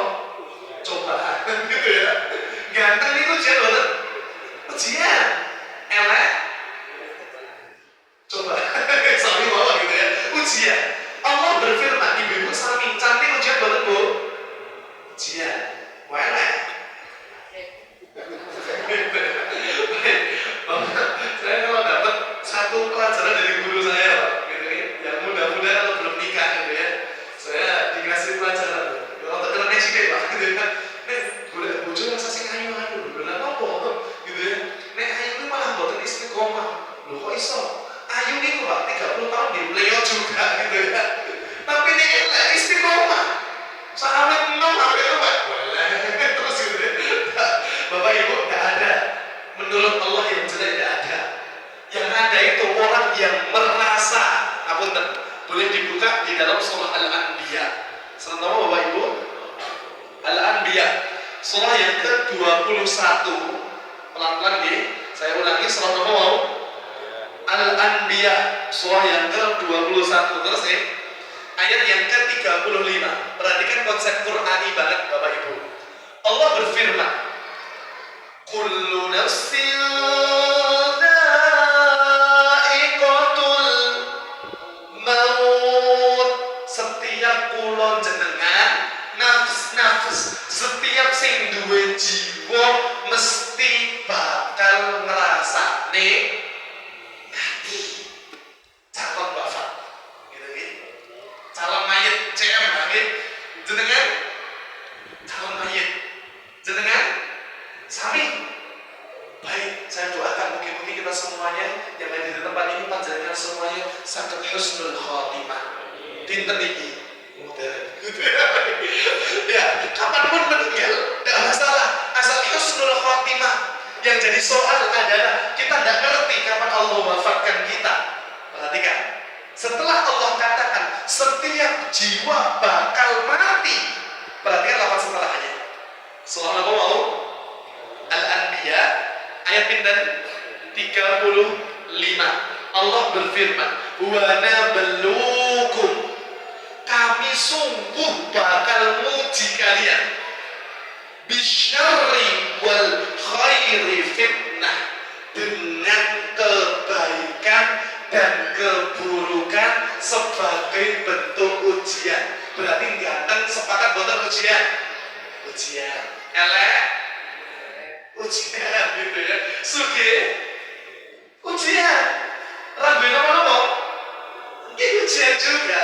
Makanya hidup di Indonesia yang Allah berikan kedamaian, sholat boten enten sing ngacem nggih, boten enten gitu ya. Ujian kita apa Bapak Ibu? Kalau di Palestina saudara kita di tengah kesempitan hidup dalam beribadah, itu mereka maksimalkan. Kita yang Allah berikan kedamaian, ujian yang mengiringi kita itu apa? Kelalaian. Allah pada ini lebih baik kula jenengan duwe rencang sing menampar tapi ndadeke kula jenengan sadar, daripada duwe rencang sing membelai tapi membuat kita lalai. Baik Bapak Ibu, inilah ujian kita semuanya. Kadang-kadang tahajud kita lewat, kadang-kadang Quran sehari tidak dibaca kita tidak merasa kita salah. Tolabul ilmi kita diamalkan. Mau kajian dimanapun ada Pak, hari ini Pak, kajian fikih, bahasa Arab gitu ya, syariah, akidah, tauhid komplit gitu ya, Masya Allah. Ngaji fikih saudara kita Nahdiyin yang di mana? Asegaf, komplit lah. Ngaji bahasa Arab komplit, ngaji tauhid marwah gitu ya, Masya Allah komplit. Ngaji nopo-nopo enten, tinggal kita ini kadang-kadang lalai dengan kesibukan dunia kita. Makanya Bapak Ibu yang dimuliakan Allah, kalau hati kita ini Pak, perhatikan, ini saya mengatakan satu kisah sahabat namanya Utsairin bin Abdul Asyad. Makanya Bapak Ibu, kalau melihat saudara kita, maksudnya sesama muslim, kok pertama kali ke masjid, hati kita kudu seneng apa susah? Seneng, ngerti sederek ke masjid jadi malah sanja. Bentar, oh bentar, jangan bertempat ini akhirat. Baik, perhatikan Utsairin. Bapak Ibu saya doakan semoga kita semuanya Allah izinkan saat umroh maupun haji nanti dipanggil menjadi duyufur rahmat, tamu-tamu Allah Subhanahu wa ta'ala. Amin ya rabbal alamin. Bapak Ibu, saya pernah umroh gitu ya, berangkat ke sana ke satu Uhud, Pak. Bukit Uhud, pernah dengar ya? Baik, di Bukit Uhud kalau nanti kita diizinkan ke sana akan ada lembaran satu ya, kalau di kita semacam papan nama, namanya 70 syuhada Uhud, Pak. 70 syuhada Uhud. Kenapa? Di sana ada 70 sahabat Nabi yang meninggal dunia pada saat perang Uhud. Yang saya ingin angkat satu kisah ini. Namanya siapa tadi? Usair bin Abdul Asyad. Kalau hati kita bersih, seperti itu Nabi Musa, hatinya kalau sudah bersih, dilapangkan. Saya makan yang lebih tua, saya bilang lebih mulia yang lebih tua. Kenapa? Umurnya lebih panjang dari saya, berarti amal ibadahnya jauh lebih banyak daripada saya yang lebih muda. Paham gak sih? Kalau saya mandang yang lebih muda, jawaban saya sami. Apa? Lebih mulia yang lebih muda, apalagi adik kecil ini. Kenapa? Belum balik.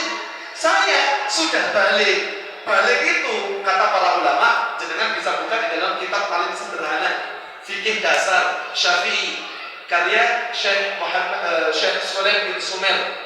Itu punya satu kitab karya beliau rahimahullah, namanya Safinatun Najah. Itu di sana disebutkan 3 ciri orang balik, Pak. Kalau sudah balik berarti sudah dicatat saat itu juga apa?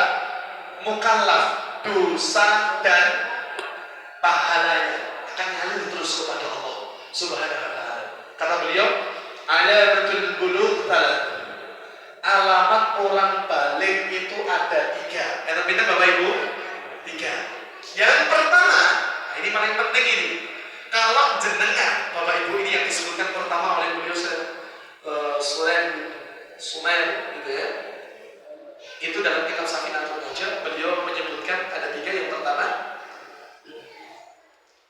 tamam khamsa asyrata sanatan, gitu ya, sempurna umur seorang manusia 15 tahun untuk min dzakari wal unsa, yang didapatkan dari seorang laki-laki perempuan. Nek dereng enten tanda-tanda balik, namun tadi kalau laki-laki nopo mimpi basah, gitu ya. Kalau perempuan nopo haid misalkan, yang paling umum, gitu ya. Kok belum didapati 2 ciri itu? Sepakat ulama 15 tahun dihukumi balik. Paham ya? Yang kedua, kata beliau ciri yang kedua, wal ihtilam. Ihtilam itu apa? Mimpi basah. Min dzakari wal unsa, yang didapatkan fi dzakari wal unsa itu terhadap seorang laki-laki dan perempuan litis isini, minimal usianya berapa tahun? 9 tahun. Jadi mimpi basah itu kan bukan cuma laki-laki, namun mimpi basah itu juga bisa keluar dari seorang perempuan. Cuman yang ketiga ini khusus perempuan.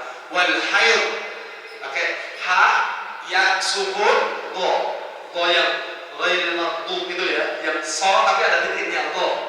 Wal haid, haid itu hanya khusus untuk perempuan, minimal usianya berapa tahun? 9 tahun. Ini ciri orang balik. Saya kalau dibilang lebih mulia mana saya dengan adik kecil itu, lebih mulia beliau. Kenapa? Beliau umurnya lebih muda dari saya, apalagi belum balik. Berarti amalnya kalau dia buat baik ngalir, gak cuma untuk dia, bahkan sampai kedua orang tuanya. Kalau lah nanti beliau berbuat salah, belum dicatat sebagai dosa. Masya Allah, gitu kan? Makanya Nabi Musa doanya, Rabbi shrah li sadri, ya Allah lapangkan dadaku. Karena kalau sudah hati lapang itu Pak, mudah, ringan. Kenapa? Yang dihadapi Musa itu Fir'aun. Fir'aun itu punya jasa besar kepada Musa. Makanya Musa itu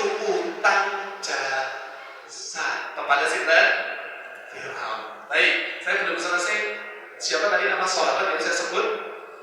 Usaid bin Abdul Ashhal. Anda kalau baca kisah para sahabat yang dijamin surga, ridwanullah alaihi, nangis di dalam iman. Ada seorang sahabat namanya Usaid bin Abdul Ashhal.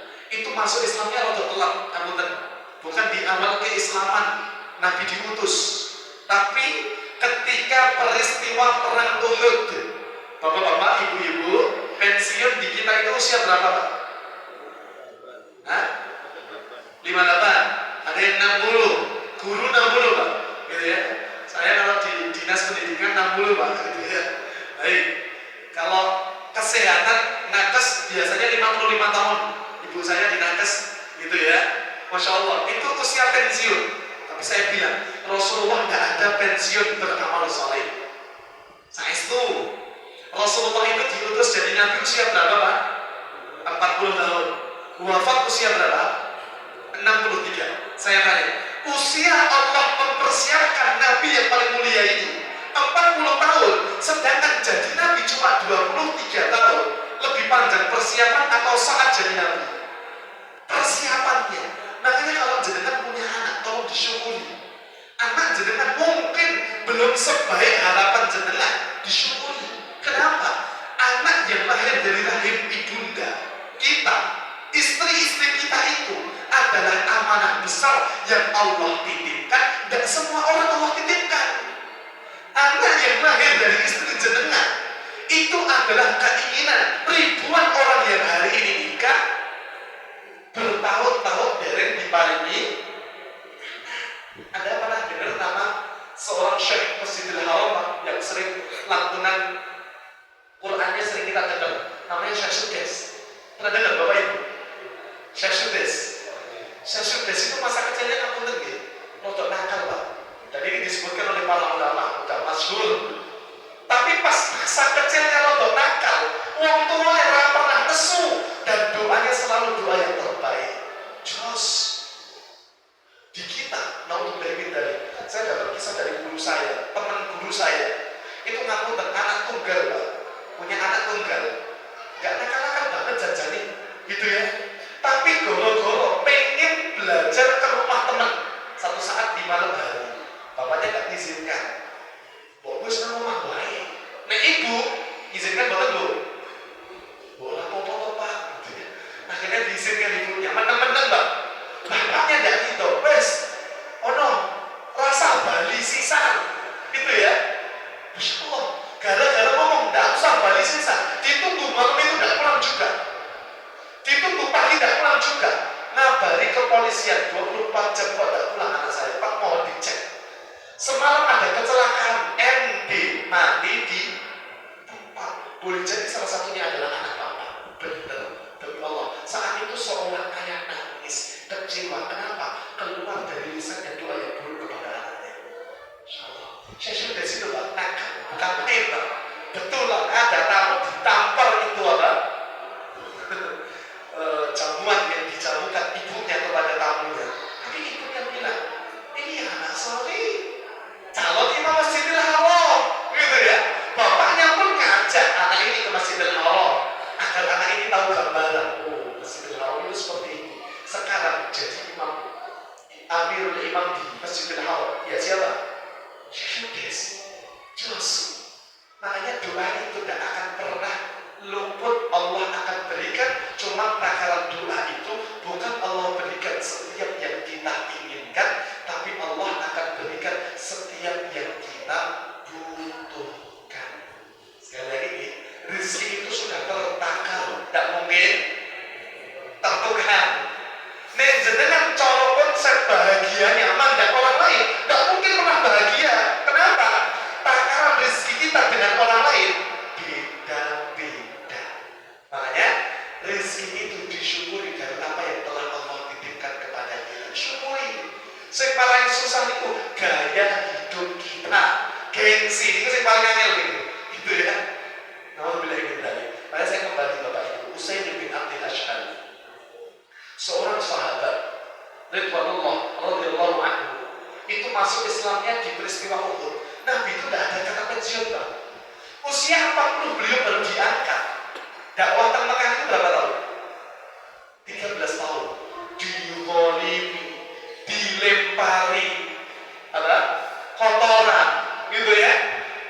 sahabat-sahabat Buddha itu yang masuk Islam disiksa.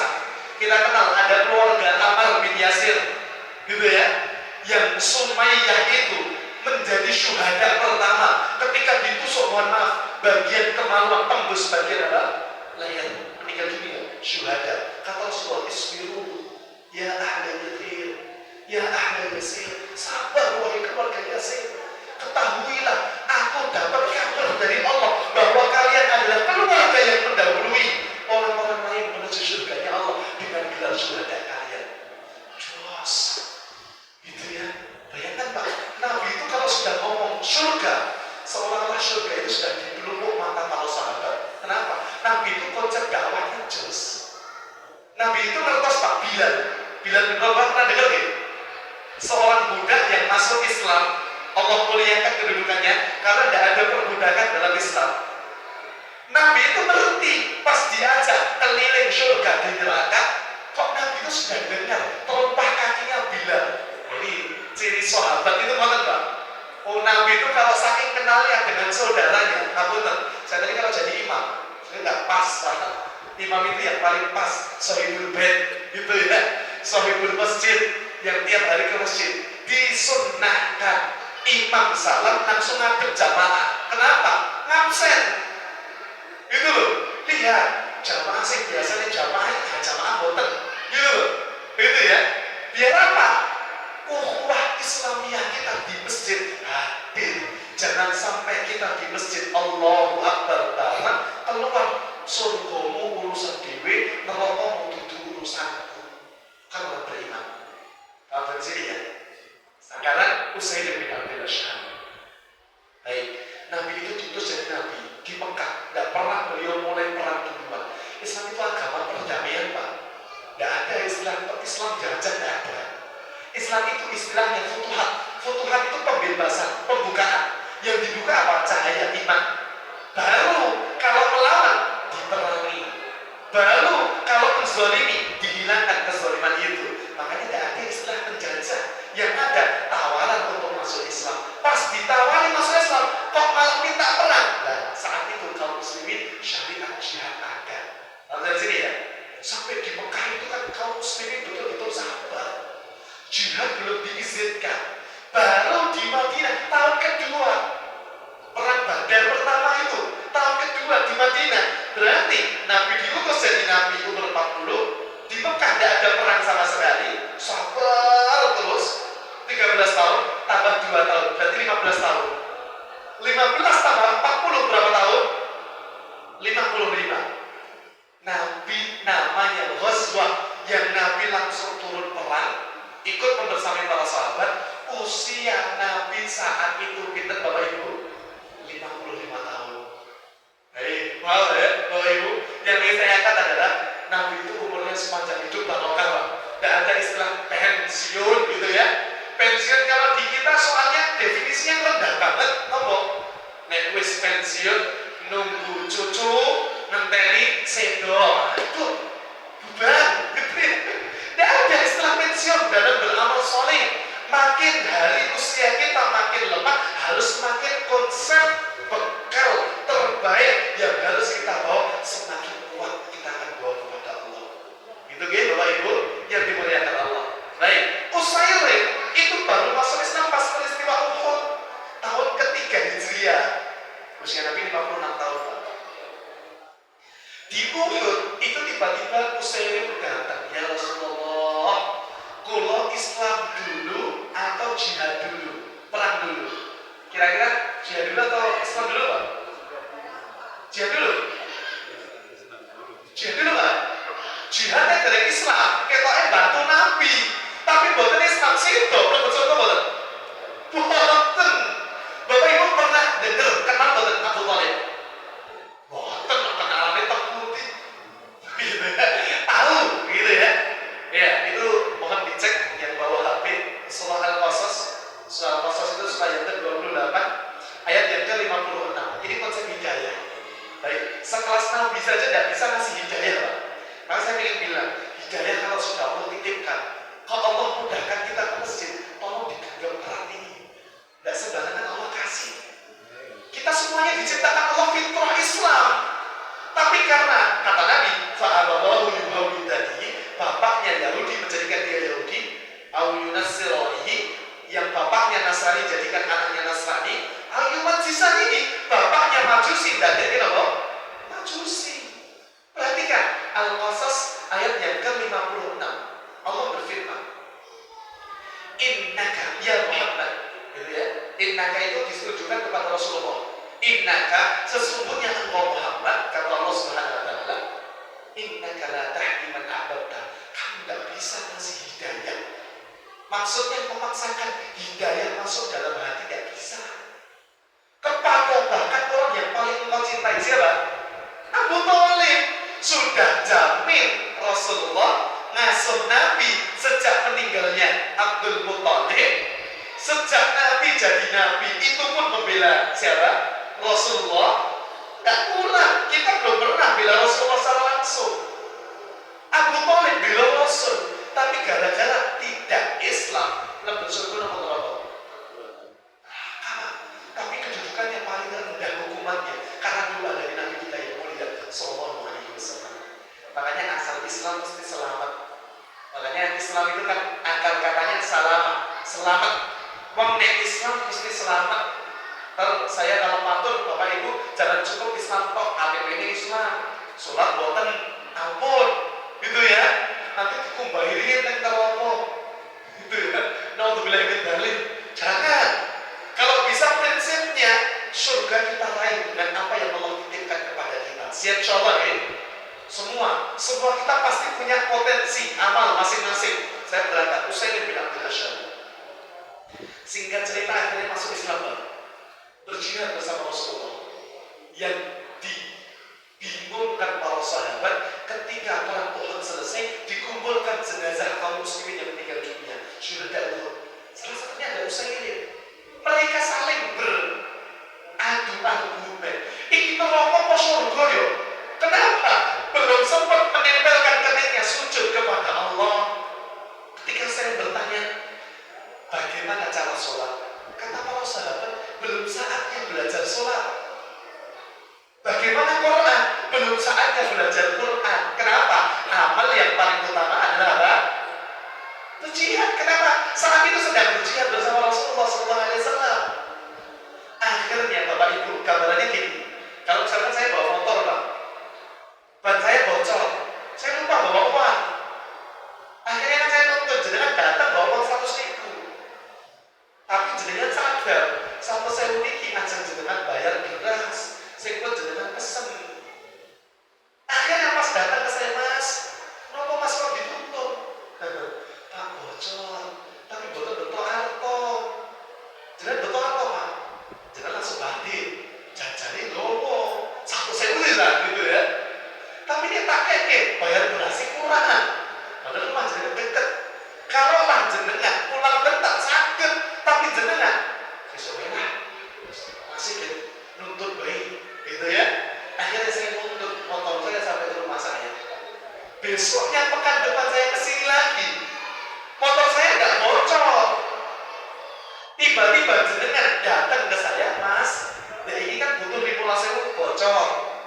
Kalau baru sakit maringi, saiki nyok pakai 100.000 sisa. Pertanyaan saya, lebih berharga 15.000 pas saya butuh atau 100.000 pas saya tidak butuh sama sekali?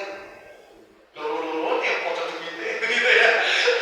Secara kebutuhan, kebaikannya jauh lebih bermanfaat 15.000 pada saat saya lah butuh. Paham begini ya? Makanya Nabi itu pernah ditanya, ya Rasul, ayyul a'mal afdal wa ahabbu ilallah. Ya Rasul, amal apa yang paling afdal? Jawaban Nabi itu beda-beda. Ada 3 jawaban Nabi SAW. Kadang beliau jawab birrul walidain, berbakti kepada orang tua. Kadang Nabi tempatkan birrul walidain tidak di posisi pertama. Yang kedua, kadang-kadang di posisi pertama apa? As-salat fi awal waktiha, salat di awal waktunya. Atau yang ketiga, kadang-kadang Nabi jawab al-jihadu fisabilillah, jihad fisabilillah, amalan yang paling utama. Kenapa kok Nabi jawab jawaban para sahabat dengan jawaban yang berbeda-beda? Karena amal itu sesuai dengan tempat tempatnya amal itu berada, semakin tinggi nilainya. Bapak Ibu ngapunten. Ayo, Senin kali Selasa mulia mana? Mulia putih Pak? Senin. Kenapa? Hah? Enten sunnah puasa. Barakallahu fikum. Ada kelahiran Rasulullah yang mulia. Senin. Selasa kali Rabu mulia putih. Bu. Gitu ya. Rabu hari Kamis. Kemis, kenapa? Ada syariat kasih tahu di sana ada amalan sunnah. Nah yang berikutnya, Kemis kali Jumat. Jumat. Kenapa kok Jumat?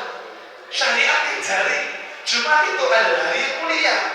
Makanya kita sebagai muslim harus ngerti kapan kita berada, di situ kita beramal sesuai potensi kita. Aku tak bawa Ibu. Kalau saudara kita haji hari ini Pak, yang kemarin 9 Dzulhijjah di sana wukuf di Arafah. Aku tak sekaya apapun manusia kalau sudah pakai pakaian ihram, yang dibalai itu Pak, untuk laki-laki ini 2 pakaian itu, ridha dan izar, sudah 2 pakaian itu aja. Tidak boleh pakai daleman. Lalu Bapak Ibu tidak sah ihramnya kalau sudah niat, gitu ya.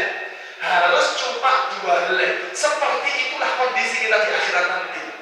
Mau sekaya apapun jabatan ditinggalkan, mau sekaya apapun di dalam prosesi umrah maupun haji, kedudukan ditinggalkan dan dikesampingkan. Mau sekaya apapun baju yang dimiliki, mewah semewah apapun, pakaiannya sama. Di sana tidak ada yang lebih mulia kecuali siapa yang paling bertakwa kepada Allah Subhanahu wa Ta'ala. Seperti itulah kedudukan kita nanti di akhirat. Sekali lagi Bapak Ibu, dunia itu fana. Satu saat akan kita tinggalkan, maka tugas kita berbekal apa yang kita miliki. Usairin Bapak Ibu, para sahabat berbincang, ya Rasul, dari sempat sholat, dari sempat baca Quran, tapi kata Rasulullah, huwa fil jannah, dia di surga. Kenapa? Amalan terbaik dia telah lakukan di hari terbaik. Kapan? Ketika Rasulullah bizolimi, perang Uhud dilaksanakan, saat itu dia membela agama Allah, maka dia ditempatkan di surga Allah. Nah, yang lihat saudara kita kok sholat berjamaah, senang, ampun susah, benar gitu.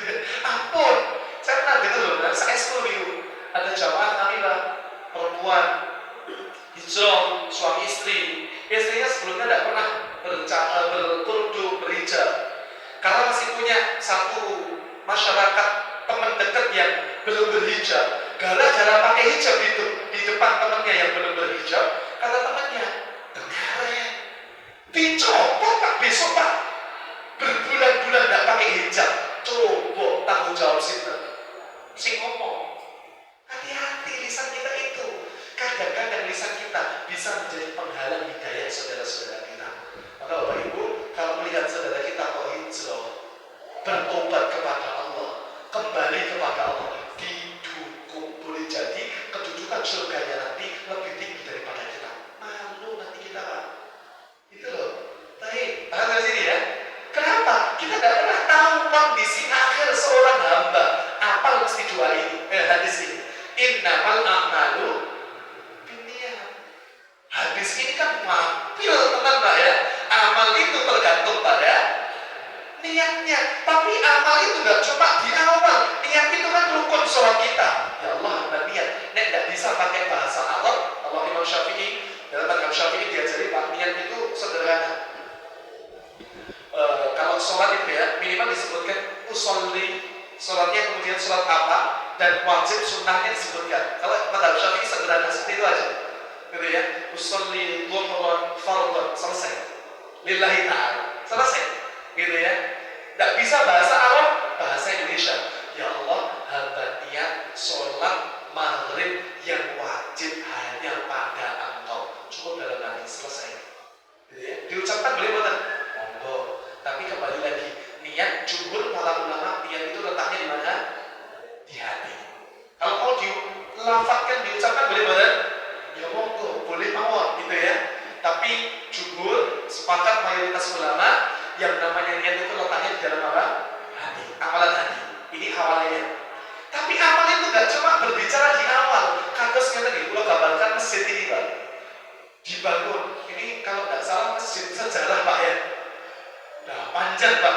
Orang-orang tua kita dulu Pak. Ngapunten, niat kita itu akan selalu diuji oleh Allah. Orang yang awal bangun mungkin niatnya karena Allah. Ternyata dalam perjalanannya tergeser niatnya kapan? Ketika Allah uji. Ada orang muda-muda peduli terhadap masjid, yang jadi struktural masjid ternyata yang muda-muda. Sing tuwa pun boten diderek tentang struktural. Sing tuwa ngomong, "Alah, nek dhisik ra goro-goro." Hati-hati. Ingat, bukan karena kita mesin ini dibangun, karena Allah yang memberikan wasilah dari diri kita. Nah, ini ya. Hati-hati, niat kita akan diuji oleh Allah Subhanahu wa ta'ala. Kadang-kadang lewat pertanyaan, ini wong kok cekil banget, padahal kita punya amal istimewa. Subuh, itu kita punya sedekah subuh, dan tidak ada orang yang ngerti. Belum. Padahal orang bilang sama kita, cekile, padahal orang kan ngerti. Hati-hati. Ini wong kok bendino telah, well, subuhan. Padahal kita nggak pernah ngerti. Ternyata saat dari ini subuh, mesti pas ada subuh, kok bener ambisi gitu ya. Ada apa nggak koma gitu ya. Ya Allah, Bapak Ibu saya bilang, kadang-kadang ke WC dulu itu lebih baik daripada jenengan sholat dalam kondisi tidak khusyuk. Nah, saya tua. Sholat dalam kondisi nahan sesuatu itu makruh hukumnya. Nahan kencing, nahan apa? Buang air besar, nahan kentut. Sebaiknya batalkan, kecuali kalau sudah tahiyat akhir, gitu ya. Kok tahiyat akhir kentut, batal banget? Ya batal gitu ya. Inilah ilmu, penting nggak? Bapak-bapak ini, soal ilmu penting juga Pak. Dan sampaikan, karena sholat dengan kita tolak berilmi itu akan memberikan ketenangan dari Rasulullah. Illa nazarat alaihi sakinah. Mana sakinah, ketenangan itu bukan cuma dan tenang di hati kita. Bapak Ibu yang hadir tentriki, tenang banget Pak ngaji gitu. Tentrem Pak ini, bahagia Pak ya. Kadang-kadang masalah lupa sementara, balik gue itu kayak gitu ya. Gue otak ada. Alhamdulillah, saya doakan mudah-mudahan yang diuji Allah dengan triliun utang, semoga Allah segera bereskan. Amin. Ya Rabbal Alamin. Ini termasuk salah satu doa yang diajarkan oleh para ulama di khatmil Quran itu Pak ya. Salah satu doanya yang disebut Allahumma la tadana dhanban illa ghafartahu wa la hamman illa kharajtahu wa la daynan illa qadaitahu. Ya Allah, jangan tinggalkan kami yang berkumpul di majelis yang mulia ini kecuali kalau ada yang datang bawa hutang. Illa wa la daynan illa qadaitahu. Kecuali Engkau ya Allah izinkan ketika dia bangkit balik ke rumahnya lagi, Engkau berikan solusi terbaik dalam pembayaran hutangnya ya Allah. Itu yang didoakan Nabi SAW dan dia diajar oleh para ulama. Makanya Bapak Ibu yang dimuliakan Allah Subhanahu wa ta'ala, di antara keberkahan tenangnya hati kita adalah tenang dalam beribadah kepada Allah. Kenapa? Sampun azan cepat banget gitu ya. Ampunan gitu ya. Baik Bapak Ibu, saya selesaikan dalam konsep ini. Baik. Akhirnya tenangnya hati kita kalau kita punya ilmu Pak. Cobi. Kejahatan itu sebenarnya keluarannya dosa dua hal. Dosa itu karena syahwat, karena syubhat. Dua hal ini aja. Yang namanya dosa itu syahwati dan subhati. Syahwati itu perut bawah perut, keinginan memiliki, keinginan untuk mendapatkan, memperoleh, menguasai. Syahwati, makan, perempuan, perut bawah perut, syahwati. Yang kedua, atas perut, syubhat. Syubhat itu ini, hati dan akal. Maknanya apa? Syubhat itu terang dan bulan. Jadi gula tanda. Ayo Bapak Ibu gula tanda. Kurban itu Pak, satu kambing untuk satu orang. Terus ya, satu orang cukup satu keluarga. Ayah, ibu, anak itu satu keluarga cukup satu kurban. Satu kurban minimal satu kambing. Paham ya? Jadi gula tanda. Kalau di sekolah misalnya SD atau TK, urunan 10.000, 20.000, 50.000, dan sebagainya lah. Itu baski mindo, pedus, asal banget, asal banget, sah banget, sah banget. Kalau pertanyaan saya, asal banget jangan asal, leres.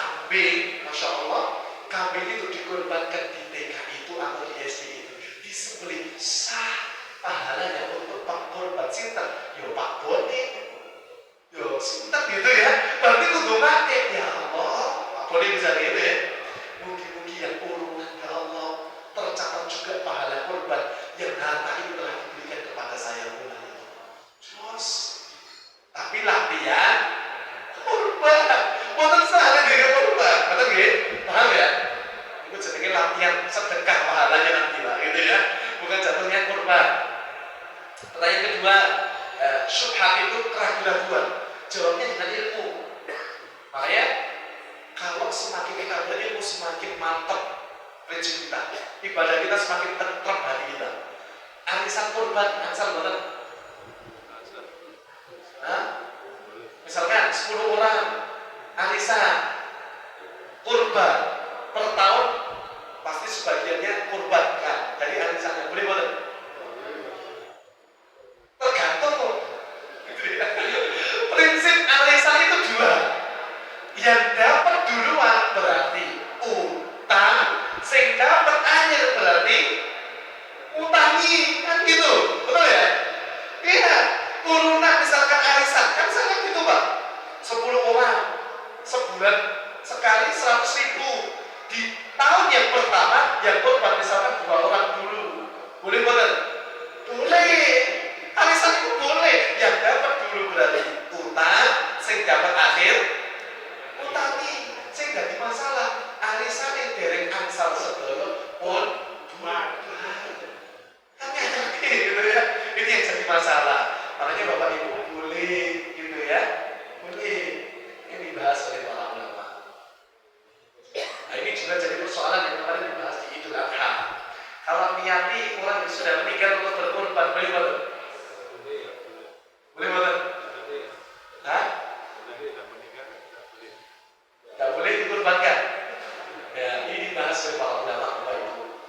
Kata Syekh Muhammad bin Shalih Al-Utsaimin rahimahullah taala, beliau membahas rinci ada 3 hal Bapak Ibu yang harus digarisbawahi bahwa ibadah kurban itu ibadahnya orang yang masih hidup. Kalaulah diniati untuk yang sudah meninggal, boleh nggak dirinci 3 hal oleh para ulama? 1, boleh. Kapan? Ketika yang meninggal itu punya wasiat kepada orang yang masih hidup. Kata sekitar 3 bulan sebelum kurban sudah menyiapkan uang untuk keluarganya berkurban, ayahnya misalkan. Ternyata kurang seminggu meninggal, maka keluarga wajib meniatkan apa? Kurbannya atas nama almarhum. Boleh, paham ya? Kalau berwasiat, baik, paham ya? Tapi kalau tidak berwasiat, kata para ulama, masyaallah, ini dirinci oleh Imam Ibnu Utsaimin rahimahullah taala, kata beliau, kalau tidak pernah berwasiat, 1, ini alasannya, Rasulullah tidak pernah ngajari sama sekali. Yang kedua, para sahabat tidak pernah praktekkan sama sekali. Makanya para ulama sampai menggarisbawahi, dikhawatirkan bisa terjatuh kepada kebid'ahan, walaupun dihukumi bid'ah juga berat sekali. Tidak bisa kita mudah-mudahan langsung membid'ahkan, gitu ya. Karena ini beramal solih. Tapi yang jelas Bapak Ibu, 1 kurban yang ditunaikan seorang anak itu bakal ngalir kepada keluarga pun yang sudah meninggal dunia. Nah, inilah pentingnya ilmu, gitu ya. Jadi tidak usah ragu-ragu Bapak Ibu ya. Kalau sudah punya ilmu kan mantap, gitu ya. Tapi yang bertahu kok korbankan atas nama yang sudah meninggal, kui, baik, bermasalah. Diingatkan Pak, ini korban lebih baik diingatkan kepada yang masih hidup, mawon, anaknya kah, gitu ya, saudaranya kah, agar juga ngalir kepada diri yang sudah meninggal di dunia. Kecuali kalau sedekah, kalau sedekah boleh. Ya Allah, niatkan, namanya ta'adud Pak, ta'adud dunia, memperbanyak atau poligami niat boleh dalam perkara yang sunnah. Niati 10 ribu Allah, sebagiannya untuk hamba, membersihkan harta hamba, sebagiannya untuk anak keturunan hamba ya Allah, sebagiannya membersihkan harta hamba yang barangkali tercampur dengan harta yang bukan milik saya misalnya, yang saya tidak sadar ya Allah. Ya Allah, sebagiannya ya Allah untuk membayar hak orang lain yang pernah hamba ambil. Insya Allah diniatkan banyak. Ampuni dosa hamba ya Allah dengan wasilah kebaikan sedekah hamba ini ya Allah. Boleh. Tapi kalau soal yang wajib harus 1 niat, 1 kewajiban. Contoh, buat tenang asal jangan tidur sebelum duhur, bangun-bangun asar. Berikut, sholat asar dulu atau duhur dulu? Nah, pagi-pagi jam sekawan, duhur dulu 4 rakaat baru asar 4 rakaat. Tidak boleh usolli dhuhri wal asri terus oplosan lillahi ta'ala gitu ya, langsung dirangkap gak tersebut gak ada.